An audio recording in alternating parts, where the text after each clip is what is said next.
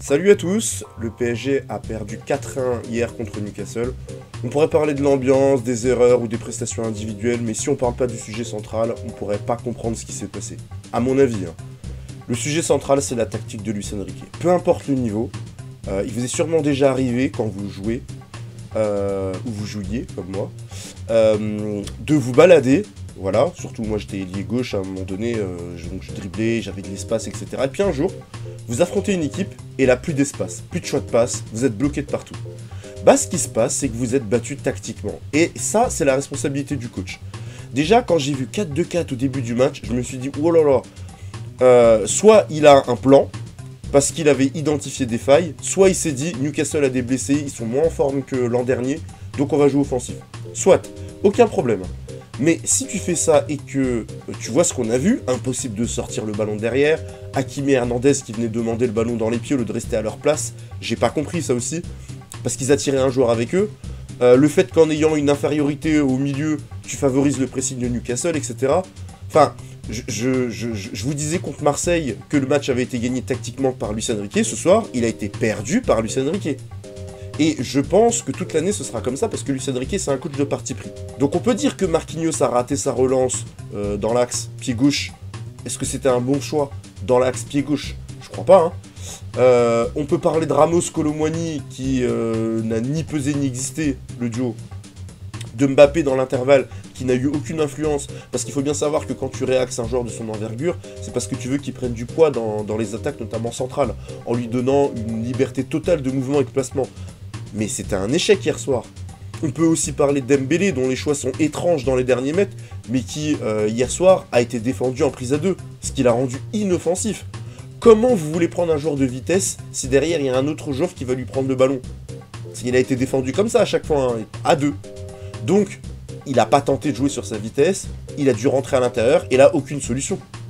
Donc on peut parler des joueurs, mais à l'arrivée, le constat, c'est que Luis Enrique s'est fait outcoacher. Eddie Howe, on le connaît.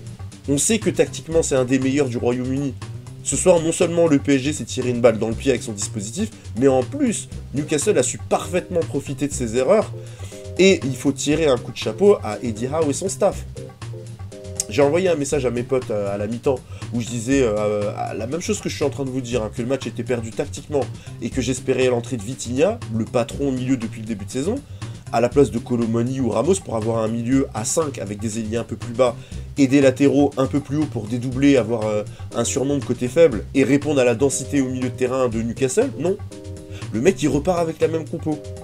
Je me rappelle d'une phrase de Didier Deschamps qui analysait, je sais plus c'était quel match, je pense que c'était à l'Euro 2021, où il avait tenté un 3-5-2, parce qu'il y avait les latéraux, ils étaient blessés, c'était Lucas Hernandez, je sais plus, ils étaient blessés, il avait tenté un 3-5-2. Et au bout de 20 minutes, il voit que l'équipe s'en sort pas et tout, ça prenait des allures de catastrophe. Et il dit en commentant les images du match, il dit « Je ne m'entête pas, je change ».